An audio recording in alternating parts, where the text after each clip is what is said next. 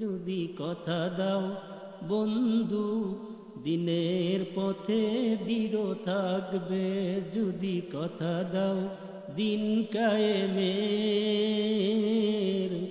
অগ্রণী ভূমিকা রাখবে, তবে তোমাকেই গান শোনাবো যে গানের হৃদয়টা জাগবে। আমার গানে যদি তোমারই মনে ইমানি দীপ্তি চড়ায়, আমার সুর যদি সবারই মনে জিহাদের প্রেরণা যোগায়, তাহলে আমার এই কণ্ঠ আন্দোলনের কাজে লাগবে। যদি কথা দাও বন্ধু দিনের পথে দৃঢ় থাকবে, যদি কথা দাও দিন কায়েমের অগ্রণী ভূমিকা রাখবে, তবে তোমাকেই গান শোনাবো যে গানের হৃদয়টা জাগবে। আমার গান যদি জাগাতে পারে, আমার গান যদি জাগাতে পারে মুক্তির নবচেতনা, আমার সুর যদি ভুলাতে পারে আঘাতের শত বেদনা, তাহলে আমার এই কণ্ঠ আন্দোলনের কাজে লাগবে। যদি কথা দাও বন্ধু দিনের পথে দৃঢ় থাকবে, যদি কথা দাও দিন কায়েমের অগ্রণী ভূমিকা রাখবে, তবে তোমাকেই গান শোনাবো যে গানের হৃদয়টা জাগবে। আমার ভাইরা রে, আল্লাহ যে বান্দা তওবা করলে মাফ করে। একটা হাদিস আমি আপনাদেরকে শোনাইতেছি, গভীর রাত হয়ে গেছে, বেশিক্ষণ আপনাদের কষ্ট দিব না। একটা হাদিস থেকে কিছু আলোচনা আমি আপনাদের সামনে করতেছি। হযরত ওমর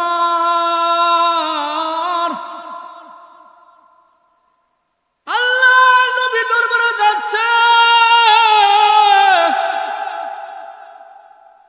নবীজির দরবারে যাচ্ছে ওমর। প্রতিমধ্যে রাস্তার মাঝখানে দেখি একটা যুবক গুনগুন গুনগুন করে কান্দে। হযরত ওমর আস্তে আস্তে ওই যুবকের কাছে গেলেন। কিরে যুবক, এত মায়াবী কণ্ঠে কেন কান্দো? কি দুঃখ তোমার, কি কষ্ট তোমার? আরে যুবক কেন কান্দো? আমি খত্তবের বুলা ওমর, আমাকে বলো শুধু কেন কান্দো? তোমাকে কেউ কি মেরেছে? আমাকে বলো, এই মুহূর্তে তার গর্দানটা আমি উড়াইয়া দিব। তুমি তো জানো না আল্লাহর হাবিব আমাকে বলেছে, ওমর কিছুদিন আগে ইবলিসের সঙ্গে আমার কথা হয়েছে। ইবলিস আমারে ডাক দেখো, নবী গো আপনারে দেখলে যতটা ভয় না করে, আপনার সাহাবী উমরকে দেখলে আমার পানির পিপাসা লাগা যায়। জোরে বলেন সুবহানাল্লাহ। ইয়া রাসূলুল্লাহ, ইয়া হাবিবাল্লাহ, আপনার সাহাবী উমর যেই রাস্তা দিয়ে যায়, ওই রাস্তা দিয়ে আমি 40 দিন পর্যন্ত আমি শয়তান ওই রাস্তা দিয়ে যাওয়ার সাহস পাই না। আরে যুবক, তোমার কি হয়েছে আমাকে বলো, আমি তার এখনই কল্লাটা নিয়ে নিব। কে তোমাকে মেরেছে? কেন কান্দো হাওমাও করে? বুঝে আসে না? মরুভূমির ভিতরে প্রচন্ড রৌদ্রের ভিতরে রাস্তার পাশে বসে বসে কেন কান্দো? লোকটা কোনো কথা বলে না। লোকটা গুনগুন করে মাঝে মাঝে হাওমাও করে কান্দে। এবার যাইতেছে উমর লোকটার কান্না দেখে নিজেও গুনগুন করে কান্না শুরু করে দিছে। একজনের কান্না দেখলে আরেকজনের কান্না পায় না। ওমরের চোখের পানি এসে গেছে, ওমর কান্দে। লোকটা যখন কোনো কথা না বললো, ওমর কান্দতে কান্দতে নবীজির দরবারে হাজির হয়ে গেছে। অনেকগুলি সাহাবীকে বয়ান দিতেছে আল্লাহ রাসূল। হযরত ওমর পিছনে বসলেন। ওমর গুনগুন গুনগুন করে কান্দে। আল্লাহ নবী বলেন, এই মজলিসের ভিতরে কে গুনগুন করে কান্দে? সাহাবীরা তাকায় দেখো দেখি। একজন সাহাবী আরেকজন সাহাবীর দিকে তাকায়। হঠাৎ করে তাকাইতে তাকাইতে দেখে পিছনে ওমর মাথাটা নিচু করে দিয়ে গুনগুন করে কান্দে। আল্লাহ নবী ডাক দেখে, ওমর কি দুঃখ তোমার, কেন কান্দো? কেউ কি তোমারে মেরেছে না কি মনের কষ্ট, কেন কান্দো? আমাকে বলো দেখি, তুমি কেন কান্দো? ওমর গুনগুন করে কান্দে আর ডাক দেখে, হুজুর আমার মনের ভিতরে কোনো দুঃখ না, আমাকে কেউ মারে নাই। তবে ইয়া রাসূলুল্লাহ, ইয়া হাবিবাল্লাহ, আমি যখন আমার বাড়ি থেকে রওনা দিয়েছিলাম আপনার দরবারে আসবো, প্রতিমধ্যে একজন যুবক রাস্তার পাশে বসিয়া বসিয়া গুনগুন করে কান্দিতেছে। ওই যুবকের কান্না দেখে আমারও গুনগুন করে কান্না আসে। তার দুঃখে দুঃখিত হইয়া আমি গুনগুন করে কান্দি। আল্লাহ নবী সাহাবীদেরকে বললেন, ও সাহাবীরা, একজন দৌড়ে যাও, ওই যুবকটাকে দরবারে হাজির করো। একজন সাহাবী দৌড়ে গেলেন ওই যুবককে ধরার জন্য। যায় দেখে যুবক রাস্তার পাশে গুনগুন করে কান্দে। যুবককে ধরিয়া নিয়া নবীজির দরবারে আসছে। আসার পরে আল্লাহর নবী জিজ্ঞাসা করতেছেন, যুবক কেন কান্দো? কি দুঃখ তোমার? তোমাকে কে মেরেছে? কিসের জন্য কান্দো? আমি নবীকে বলো দেখি একটু সলভ করতে পারি কিনা, কেন কান্দো? যুবক হাওমাও করে কান্দে। নবীজি কয়েকবার প্রশ্ন করার পরে যুবক ডাক দে বলে, ইয়া রাসূলুল্লাহ, ইয়া রাসূলুল্লাহ, ইয়া হাবিবাল্লাহ, আমি যে কেন কান্দি, এটা কেন কান্দি আমি বলতে পারবো না। একমাত্র আমার আল্লাহ জানে আর আমি জানি। নবীজি বললেন, কেন কান্দো? শুধু আমাকে বলো দেখি তোমার জন্য কিছু করতে পারি কিনা। যুবক ডাক দে বলে, হুজুর আমার জীবনে আমি এমন গুনাহ করেছি, এমন একটা গুনাহ করেছি যে গুনাহ আল্লাহ কোনোদিন আমারে মাফ করবে না। এমন বড় গুনাহ করেছি, মাফ চাইতে আমার লজ্জা লাগতেছে। এই গুনাহ আল্লাহ কোনোদিন মাফ করবে না। নবীজি ডাক দিয়ে বলেন, যুবক আরশের মহল্লা কোনোদিন দেখছো? যুবক ডাক দিয়ে বলে, হুজুর আরশের মহল্লা আমি দেখি নাই। তুমি যত গুনাহ করেছো আরশের মহল্লার চাইতে কি বড় গুনাহ করেছো? যুবক ডাক দিয়ে বলে, হুজুর আরশের মহল্লা যত বড় তার চাইতে বড় গুনাহ আমি করেছি। জোরে বলেন নাউজুবিল্লাহ। ইয়ার চাইতে বড় গুনাহ আমি করেছি। এবার নবীজি ডাক দিয়ে বলে, যুবক তুমি কি আসমান কোনদিন দেখছো? আসমান আল্লাহ কত বড় বিশাল আসমান সৃষ্টি করেছে, তুমি কি এই আসমানের চাইতে বড় গুনাহ করেছো? এবার যুবক ডাক দেয়া বলে, হুজুর আমি এই আসমানের চাইতে বড় গুনাহ করেছি। নবীজি আশ্চর্য হয়ে গেলেন, আসমানের চাইতে বড় গুনাহ করেছে? না জানি কি গুনাহ করেছেন। যুবককে ডাক দিয়ে বলেন, যুবক কি গুনাহ করেছো তুমি আমাকে খুলে বলো দেখি। এবার যুবক ডাক দেয় বলে, হুজুর আমি এমন গুনাহ করেছি আমার বলতেও আপনার কাছে লজ্জা লাগতেছে। এবার যুবক ডাক দেয় বলে, হুজুর আমি এমন একটা ব্যবসা বাইছে নিছি, শরীয়তে একটা হালাল হারাম বুঝি নাই। আমাদের এলাকায় যত মানুষ মারা যায়, যত মানুষগুলি কবরে দাফন করা হয়, এই মানুষগুলি মারা যাওয়ার পরে রাত্রিবেলায় আমি কোদাল নিয়া আমি বাড়ির থেকে বাইর হই। রাত্রি যখন গভীর হয়ে যায়, রাত্রি যখন 2টা-3টা বেজে যায়, তখন যাই আমি ওই কবরটা খুঁড়ি। কবরটা খনন করার পরে ওই লাশটার ভিতরে, ও লাশটার যে পেছানো আছে যে কাপড়টা, ওই কাপড়টা আমি খুলিয়ে আনি। এইভাবে কাপড়গুলি যারা নতুন নতুন মারা যায় তাদের ওই কাফনের কাপড়গুলি খুলিয়ে আনিয়া ওইগুলি ভালো করে ধুয়ে আমি বাজারে নিয়ে বিক্রি করে আমি যা ইনকাম করি তাই নিয়ে আমার সংসার চালাই। ইয়া রাসূলুল্লাহ, ইয়া হাবিবাল্লাহ, কিন্তু আপনার কাছে বলতেছি গো, হঠাৎ করে আমাদের এলাকায় এত একটা সুন্দরী একটা মেয়ে মারা গেল, যে চেহারা এত সুন্দর। আমি খবর পাইয়া রাত্রি 12টা-1টার দিকে আমি কোদাল নিয়া আমি ওই মহিলার কবরের পাশে গেলাম। রাত্রিবেলা যাইয়া তার কবরটা খনন করলাম। কবরটা খনন করার পরে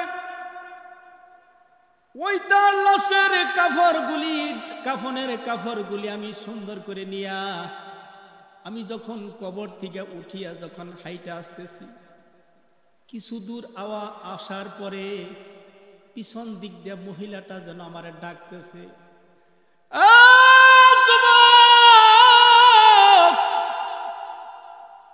এই পৃথিবীর কোন মানুষ আমারে, কোন বেগানা পুরুষ আমারে দেখে নাই।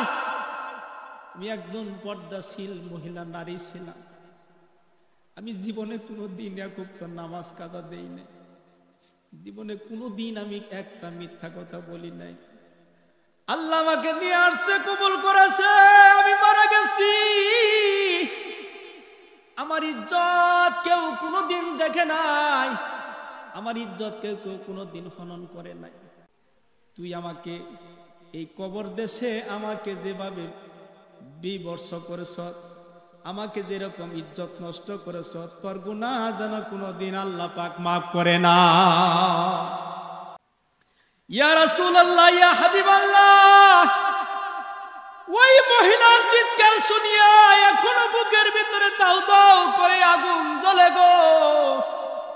এমন গুনাহ জীবনে কোন মানুষ করতে পারে না। এই গুনাহ আমার দ্বারা হয়েছে। নবী গো, এই গুনাহ আল্লাহ কোনোদিন মাফ করবে না। নবীজি মন খারাপ হয়ে গেলে, যুবক আসলে তোর গুনাহ মাফ করার মতো না, তোরে গুনাহ আল্লাহ কোনোদিন মাফ করবে না। এমন ভাবে নবীজি যখন মুখটা বেজার করলেন, চোখের পানি ছাড়িয়া দিলেন, যুবক মনে করলেন আল্লাহ নবী যখন আমার উপরে গুসা, এই গুনাহ আর কোনদিন আল্লাহ আমারে মাফ করবে না। যুবক এক দৌড়ে চলে গেলেন, এক দৌড়ে পাহাড়ের কাছে গেলেন।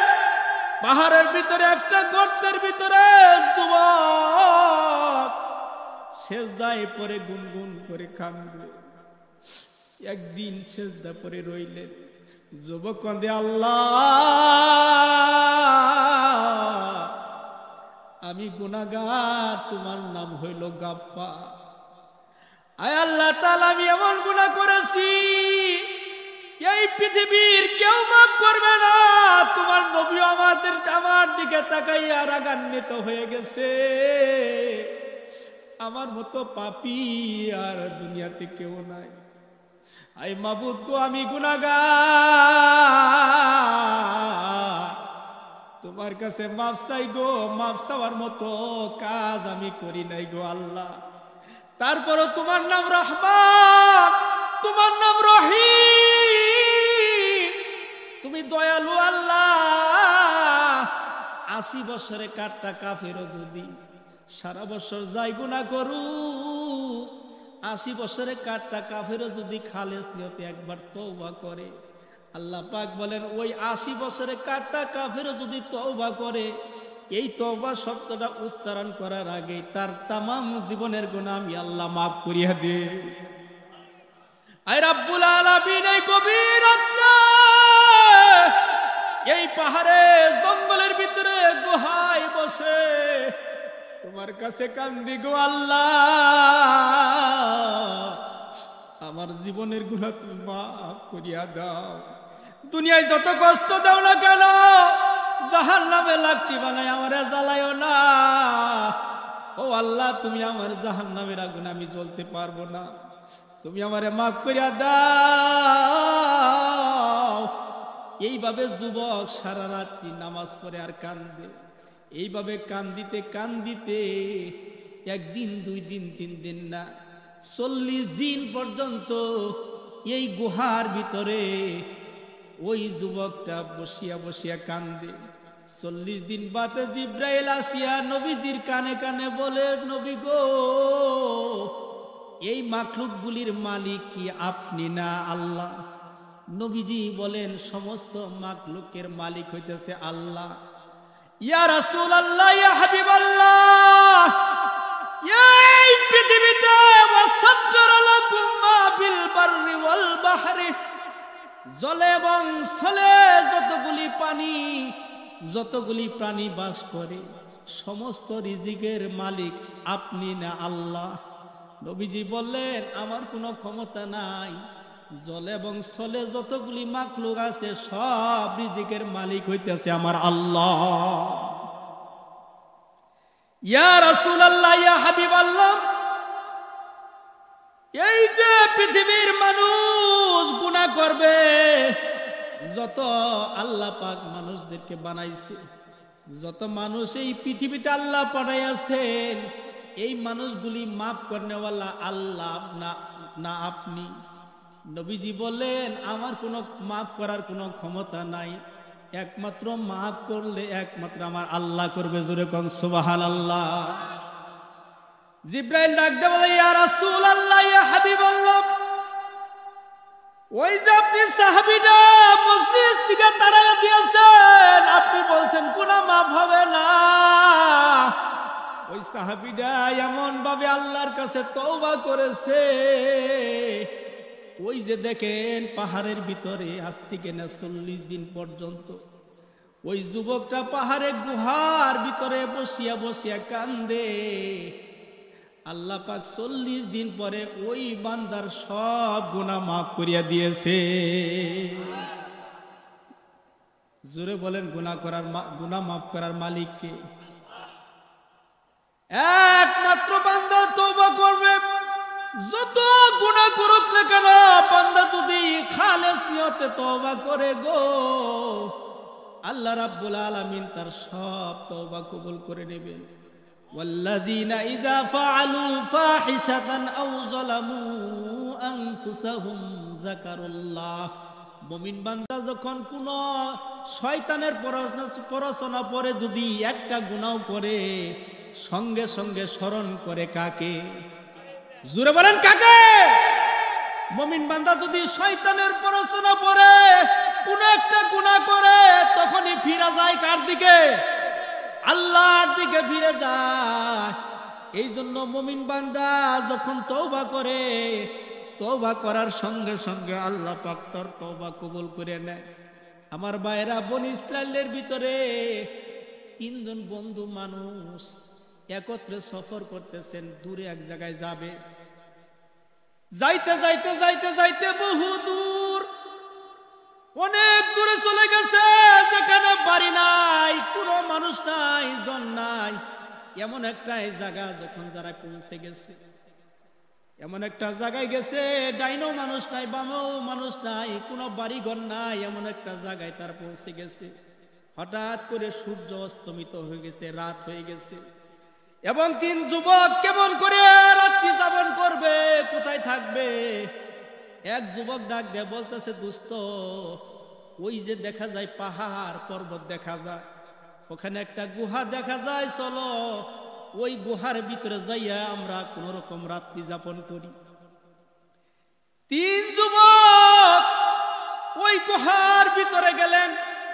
গুহার ভিতরে যখন 3 বন্ধু রাত্রি বেলায় প্রবেশ করলেন, রাত্রিটা কোন রকম ভাবে ওই জায়গায় কাটাবে। যখন সকালে সূর্য উঠবে আবার তারা গন্তব্যস্থলে যাবে, এই নিয়তে রাত্রি বেলায় গুহার ভিতরে গেলেন।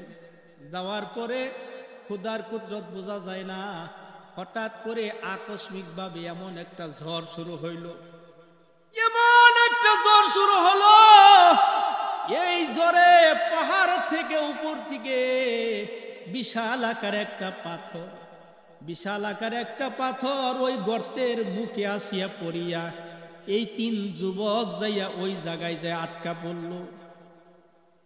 এখন উপর দিকে তাকায় দেখে এমন একটা পাথর ওই জায়গায় পড়ছে, যাওয়ার জায়গা নাই, বাইর হওয়ার কোনো জায়গা নাই।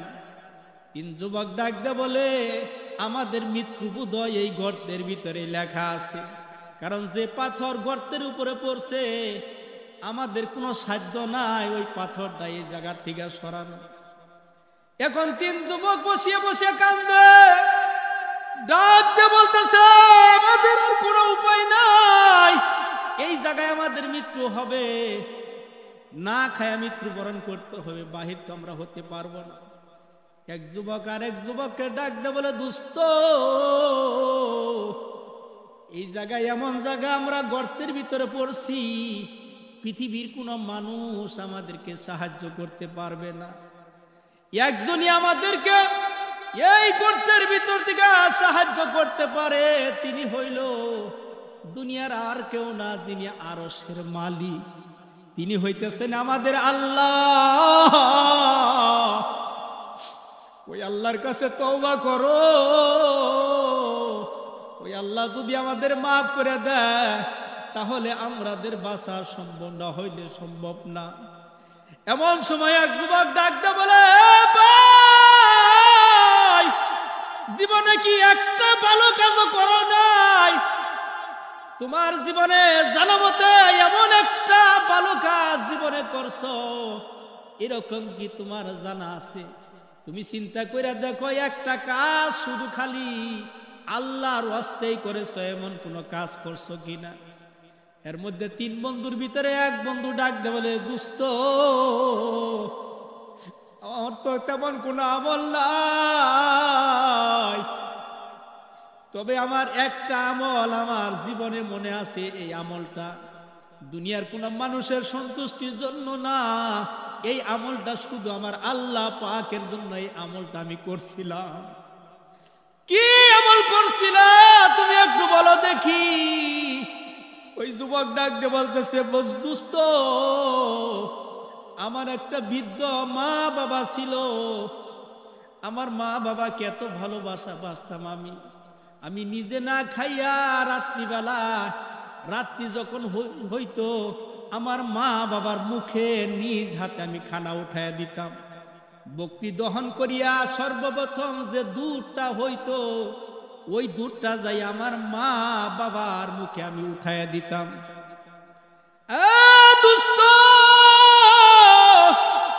তবে একদিনকার ঘটনা তোমাকে বলি, আমি গঞ্জে গেছিলাম, অনেক দূরে ব্যবসার কাজে আমি বাহিরে গেছিলাম। থেকে আমি যখন বাড়িতে আসি, রাত্রি অনেক হয়ে গেছে, আমার মা বাবা আমার খাবার পাই নাই, আমার মা বাবা কিচ্ছু খাই নাই। এমন সময় আমার মা বাবা আসে, দেখি আমার বকরিগুলি এখনো দহন করা হয় নাই। আমি বকরিগুলি কাছে গেলাম, বকরিগুলি নিজ হাতে দহন করিয়া দুই হাতে 2 গ্লাস পানি নিয়া আমি আস্তে আস্তে করে আমার মা বাবার রুমে গেলাম। যাওয়ার পরে আমার মা বাবা যায় দেখি আমার মা বাবা ঘুমায় গেছে। আমি চিন্তা করে দেখলাম এই মুহূর্তে যদি আমার মা বাবাকে ডাক দেয়, আমার আল্লাহ যদি জিজ্ঞাসা করে আব্দুর রহমান তোমার মা বাবা আরামে ঘুমাচ্ছিল, তুমি কেন তোমার মা বাবাকে ডাক দিয়া কষ্ট দিয়েছো? জবাব দিয়া তুমি জান্নাতে চলে যাও। আমার আল্লাহ যদি জিজ্ঞাসা করে আমার মার আরামের ঘুম কেন হারাম করেছিলাম, এই বিদায় আমার মা বাবাকে আমি ডাক দেই নাই। নিজের সন্তানের পায়ের কাছে আসে বলে বাবা সকাল থেকে কিছু খাই না, বাবা তুমি আমাদেরকে প্রত্যেক দিন খানা উঠাইয়া দাও, দয়া করে এক পেয়ালা দুধ দাও। কিন্তু সন্তানের দিকে আমি তাকায়া থাকি না, আমার মা বাবার মুখের দিকে না তাকাইয়া মা বাবার মুখে দুধ না উঠাইয়া দিয়ে আমি ছেলে সন্তানকে দিতে পারি না। আমার মা বাবা কখন ঘুম থেকে উঠবে, আমার মা বাবা কখন ঘুম থেকে উঠবে, আমি রাত্রিতে এরকম অপেক্ষা করতে লাগলাম। মায়ের শিহরে বসিয়া বাবার শিহরে বসিয়া আমি রাত্র পুষাইয়া দিলাম। সকালবেলা হয়ে গেল, মুয়াজ্জিন মসজিদে আজান দিয়ে গেল, এবার পূর্ব দিগন্তে সূর্য উঠিয়া গেল। আমার মা জাগ্রত হয়ে গেলেন, বাবা জাগ্রত হয়ে গেলে এবার আমি আমার মা বাবার মুখে দুধটা উঠাইয়া দিলাম। মা বাবা মুস্কি হাসি দিল, আমার অন্তরটা ধন্য হয়ে গেল। এবার আমার বাচ্চাদেরকে আমি দুধ দিলাম। ওই যুবক ডাক দিয়ে বলছে বাবু আমার জীবনে এই কাজটা যদি একমাত্র তোমাকে সন্তুষ্ট করার জন্য যদি করে থাকি গো, ও আল্লাহ এই কাজের বদলতে আমাদের এই মাথার উপরে যে পাথরটা পড়ে আছে এই পাথরটা দয়া করে তুমি সরাইয়া দাও। জুড়ে বলেন সুবহানাল্লাহ। এই দোয়াটা যখন করছে সেজদায় পড়ে হঠাৎ করে উপর দিকে তাকায়া দেখে আধ হাত পরিমাণ পর্যন্ত পাথরটা সরিয়ে গেছে। জুড়ে বলেন সুবহানাল্লাহ।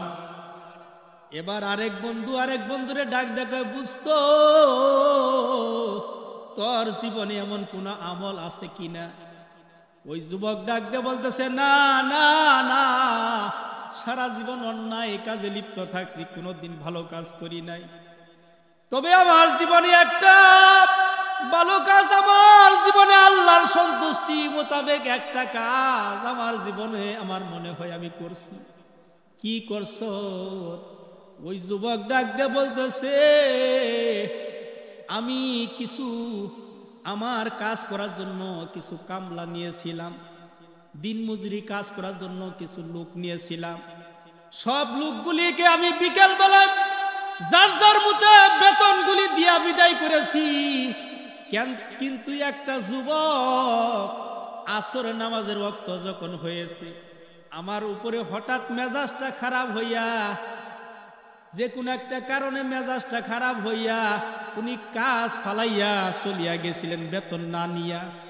আমি রাত্রিবেলায় চিন্তা করলাম এই যুবক সারাদিন আমার কাজ করেছে, আমি তো তাকে বেতন দেই নাই।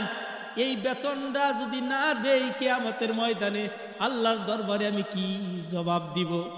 এই বিদায় আমি তার ময়নাটা তার মজুরিটা আমি নিজ হাতে নিয়া তার জন্য ওই টাকাটা বাড়াইতে বাড়াইতে ছোট্ট একটা বকরি কিনলাম। ওই বকরি আমি আস্তে আস্তে পালন শুরু করলাম। এইভাবে পালতে পালতে 6 মাস বাদে 1 বছর বাদে ওই বকরি যখন বাচ্চা দেয়, ওই বাচ্চাগুলি যখন আবার বড় হতে থাকে, এইভাবে বাড়াইতে বাড়াইতে ওই বাচ্চাগুলি যখন বড় হইয়া আবার বাচ্চা দিতে লাগলো। এইভাবে কয়েক বছর হয়ে যাওয়ার পরে একটা বকরির পাল হয়ে গেল। জুড়ে বলেন সুবহানাল্লাহ। হঠাৎ করে আল্লাহর কুদরত বোঝা যায় না। ওই যুবক অভাবের তাড়নায় একবারে ফকির হয়ে গেছে, ভিক্ষা করতেছে ছায়া ছায়া খা। এমন সময় হঠাৎ মনে পড়ে গেল আমি যার কাজ করিয়া আমি বেতন না নিয়ে আইসা পড়ছিলাম, তার কাছে যাই কিছু টাকা আমার দিবে। হঠাৎ করে ওই যুবকটা আমার কাছে আসলো, আসার পরে ডাক দিয়ে বলতেছে, আমি যে কাজ করছিলাম আমার মজুরিটা দিয়া দেন। এবার আমি ডাক দিয়ে বললাম, ও যুবক, তুমি তো দীর্ঘদিন যাব তোমার দেখা আমি পাই না, তুমি তো মজুরি না নিয়ে গিয়া চলে গিয়েছিলা, তোমার ওই টাকাটা আমি নিজে খাই নাই, ওই টাকাটাও আমি মারিয়া দেই নাই। এই যে দেখো 100 প্রায় বকরি, যতগুলি বকরির পাল দেখতেছো, এই বকরির সব পালগুলি তোমার। জোরে বলেন সুবহানাল্লাহ, আরো জোরে বলেন সুবহানাল্লাহ। যুবক ডাক দিয়ে বলতেছে, তুমি কি আমার টিটকারি মারতেছ? এই পালগুলি কেমন করি আমার হইল? তুমি আমার টাকাটা দাও, আমার বেতনটা দাও, আমি চলিয়া যাব। তখন আমি বললাম, না না, তুমি হতাশ হইও না, আমি সত্য কথা বলতেছি যে এই পালগুলি, বকরির যে পালগুলি দেখতেছ, এই বকরির সব পালগুলি তোমার। আমি তোমার টাকাটা নিজে না খাইয়া একটা বকরি কিনছি, ওই বকরিটা 1 বছর পালছি, এরপর ওই বকরিটা বাচ্চা দিয়েছে, আবার ওই বাচ্চা বড় হইয়া আবার বাচ্চা দিয়েছে। এইভাবে বাড়াইতে বাড়াইতে কয়েক বছরের ভিতরে তোমার এই বকরির একটা পাল তোমার নামে হয়ে গেছে। বকরি খুশি হইয়া তাকে একটা বকরি না দিয়া, ওই যুবক খুশি না হইয়া একটা বকরিও মালিককে না দিয়া সব বকরির পালগুলি নিয়ে চলিয়া গেল। ওই যুবক বলতেছে, আমি এত খুশি হইলাম, একটা ভালো কাজ করার কারণে আমার অন্তরটা প্রফুল্লিত হয়ে গেল, আমি খুশি হয়ে গেলাম। ও আল্লাহ, এই কাজটা যদি তোমার সন্তুষ্টি মোতাবেক আমি করিয়া থাকি, এই কাজটা যদি একটা কল্যাণমূলক কাজ হয়, এই কাজটা যদি একটা ধার্মিকতা কাজ হয়, ও আল্লাহ, এই নেক কাজ করার কারণে ও আল্লাহ তোমার কাছে তওবা করি, আর জীবন আমার কোনো আমল নাই, এই আমলটার বরকতে তুমি ওই যে বিশাল একটা পাথর দেখা যায়, ওই পাথরটা তুমি আমাদের একটু সরাইয়া দাও। এবার সেজদার দিকে মাথা উঠাইয়া দেখে পাথরটা ওখান থেকে আরো আধ হাত সরিয়ে গেছে। জোরে বলেন সুবহানাল্লাহ, আরো জোরে বলি সুবহানাল্লাহ। কষ্ট হইতেছে আমাদের। এবার আমার বাইরব তৃতীয় ব্যক্তি বলতেছে, আমার মতো নাদান আমার গ্রামের ভিতরে আর একজনও নাই, আমার জীবনে একটা ভালো কাজ আমি করি না, এত দুষ্টামি ফাজলামি করছি, মানুষকে ক্ষতি করেছি, আমার জীবনে তেমন একটা আমল নাই, তবে একটা আমল আমার দ্বারা জীবনে আমার মনে আছে। আমার একজন চাচাতো বোন ছিল, এলাকার এত বিশ্ব সুন্দরী, যার চেহারার দিকে একবার তাকাইলে চেহারা ফিরানো যায় না। আমার মনে কুমন্ত্রণা জাগলো, আমার এই চাচাতো বোনের সঙ্গে আমি একটু মিলামিশা করবো, এটা আমার মনের বহুদিনের আশা। এই নিয়ত আমি করলাম। আমার চাচাতো বোনকে আমি অনেক প্রস্তাব দিয়েছি, আমার চাচাতো বোন রাজি হয় না। হঠাৎ করে আমার চাচাতো বোন, বনি ইসরায়েলের ভিতরে এমন একটা দুর্ভিক্ষ দেখা দিল, মানুষ অভাবে বাঁচে না।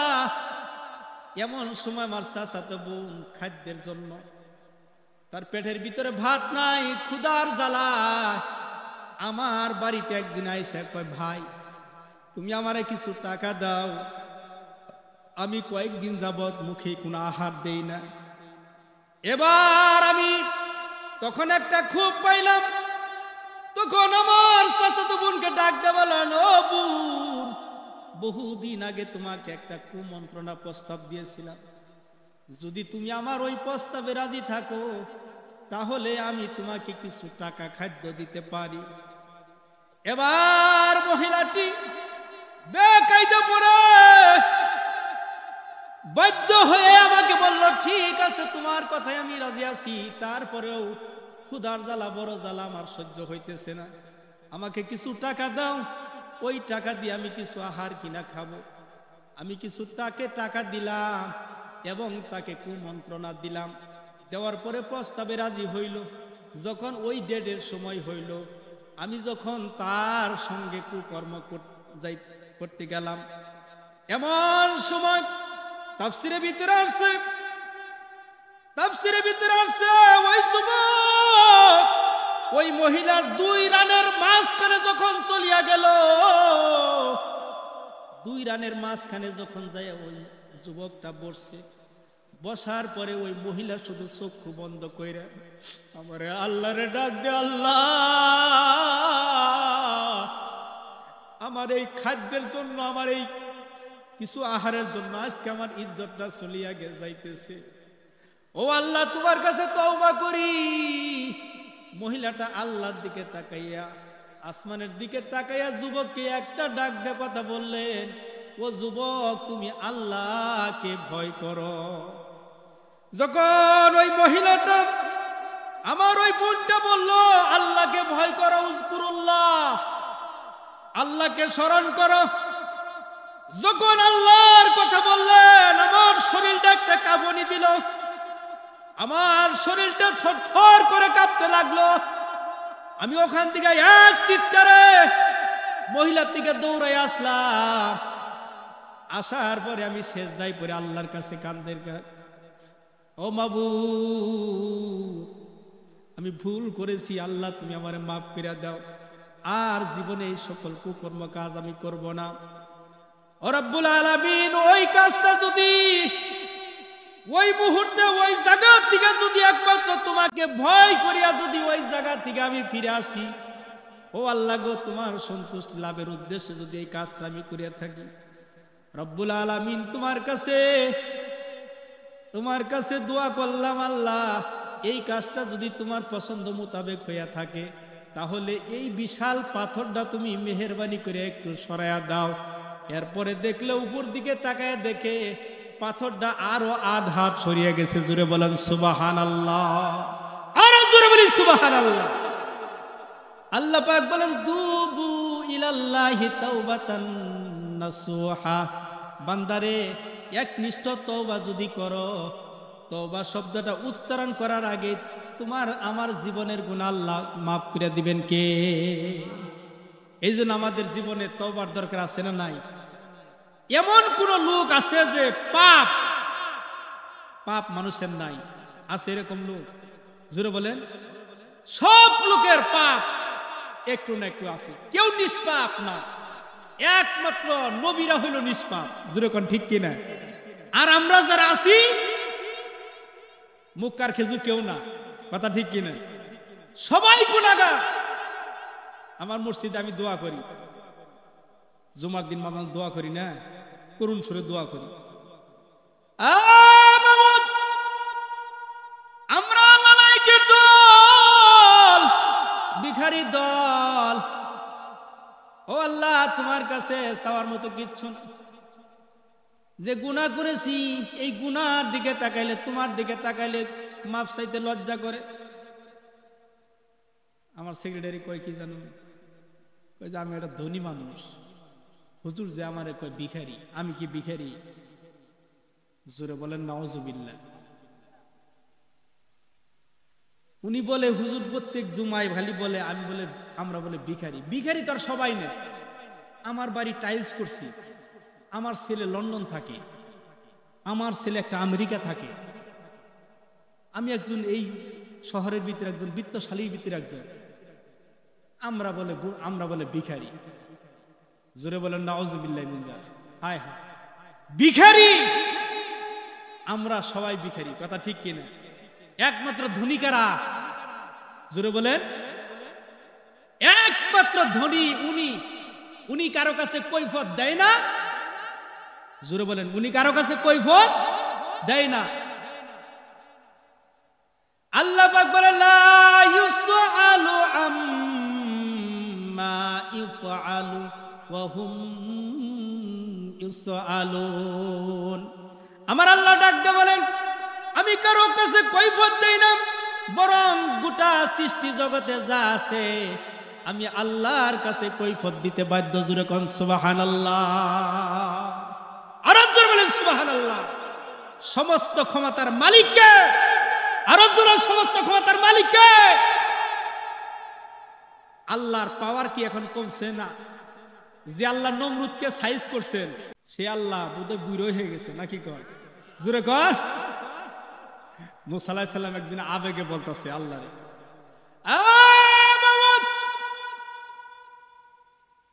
তোমার বান্দা ফেরাউন আমাকে এত জ্বালান জ্বালায়, তুমি কি ওরে গজব দিয়ে ধ্বংস করে দিতে পারো না? আমার আল্লাহ ডাকতে বলে, মুসা রে, ওই ফেরাউনকে আমি 4টা কারণে ধ্বংস করে দেই না। কয় কারণে? 4টা কারণে আমি ফেরাউনকে ধ্বংস করে দেই না। 1 নম্বর কারণ, মুসা রে, ফেরাউন সারাদিন ক্ষুধা দাবি করে, কিন্তু রাতের বেলা গভীর রাতে গিয়া বনের ভিতরে, জঙ্গলের ভিতরে, গুহার ভিতরে সেজদায় পড়ে কান্দে, মাবুদ আমি আসল ক্ষুধা না, ক্ষুধা তো তুমি। ও আল্লাহ রে, আমি তো ক্ষুধা না, তুমি তো ক্ষুধা। কিন্তু আমাকে মানুষ ক্ষুধা বললে ভাল লাগে,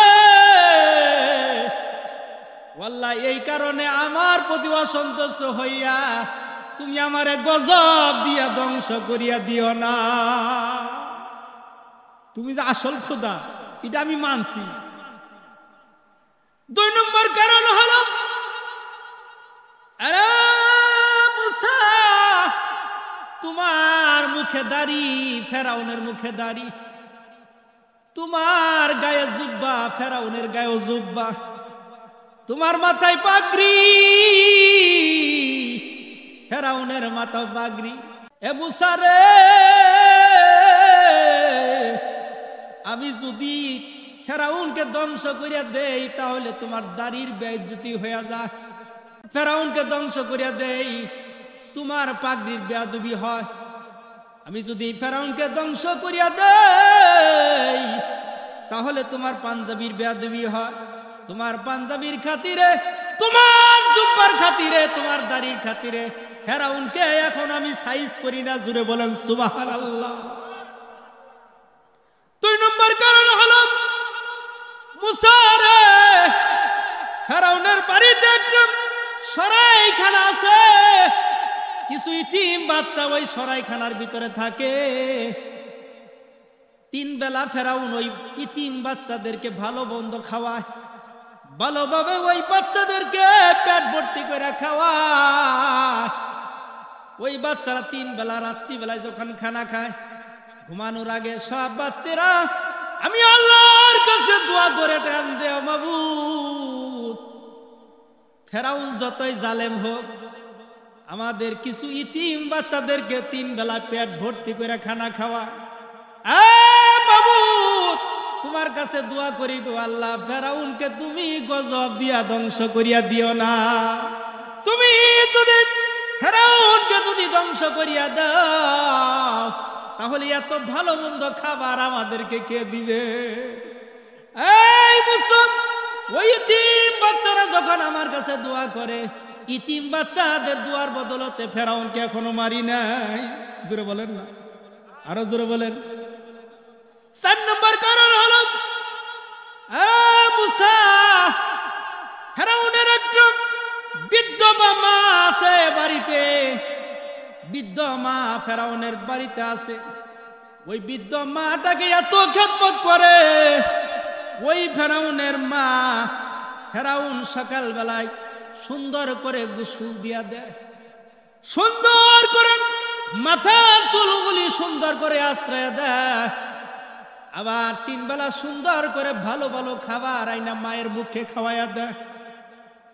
ওই ফেরাউনের মা রাত্রিবেলায় বিছানা শুয়ে যাওয়ার আগে, খাটের ভিতরে শোয়ার আগে আমি আল্লাহর কাছে 2 হাত পাতে চোখের পানি ফেলায় কান্দে, মাবুদ আমার সন্তান যত জালেম হোক না কেন, আমি বৃদ্ধ মাকে এত সুন্দর করে খেদমত করে আমি মা খুশি হয়ে গেছি গো।